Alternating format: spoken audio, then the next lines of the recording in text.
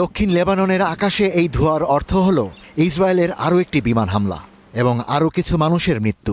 এমন হামলায় প্রাণ যায় নারী, শিশুসহ বেসামরিক মানুষের, এমনকি বাংলাদেশের মতো বিভিন্ন দেশের প্রবাসী শ্রমিকদেরও, যাদের বরাবরই হিজবুল্লাহর যোদ্ধা বলে দাবি করে ইসরায়েল। লেবাননের স্বাস্থ্য মন্ত্রণালয় বলছে, দেশটির বিভিন্ন স্থানে দখলদার ইসরায়েলের বর্বর হামলায় নতুন করে মারা গেছে 12 জন। যাদের হিজবুল্লাহ দাবি করে হত্যা করছিল লেবানন, তাদের 2 জন লেবাননের সিভিল ডিফেন্সের কর্মী। তাদের শোক মিছিল আর জানাজায় অংশ নেয় হাজারো মানুষ। আমরা কখনোই পিছু হটব না। দেশের মাটি, দেশের সীমান্ত এবং জনগণের নিরাপত্তা রক্ষার দায়িত্ব থেকে আমরা সরে দাঁড়াবো না। যারা এদেশের উপর হামলা চালাবে তাদের বিরুদ্ধে আমরা সতর্ক অবস্থানে রয়েছি। ইসরায়েলের এই হত্যাযজ্ঞ তবু কিছুতেই থামছে না। জাতিসংঘ, আন্তর্জাতিক সম্প্রদায় কারো আহ্বানেই কানে তুলছেন না দখলদাররা।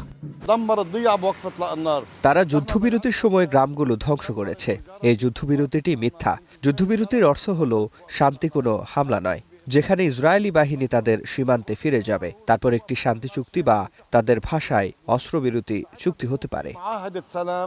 গত মাসে যুক্তরাষ্ট্রের মধ্যস্থতায় যুদ্ধবিরতির ঘোষণা দেয়া হলেও একদিনের জন্যও সেটি মানেনি ইসরায়েল। তাদের দাবি, তারা হিজবুল্লাহর হামলা ঠেকাচ্ছে।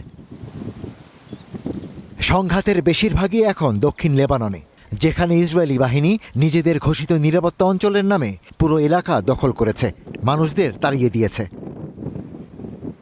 কথিত যুদ্ধবিরতির মেয়াদ শেষ হচ্ছে 17 মে।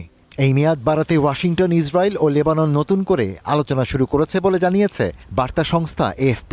তবে ইসরায়েলের সাথে যুদ্ধবিরতি শব্দটিকেই প্রতারণা বলে মনে করেন লেবাননের মানুষ। Ishtiaq Hossain, star news.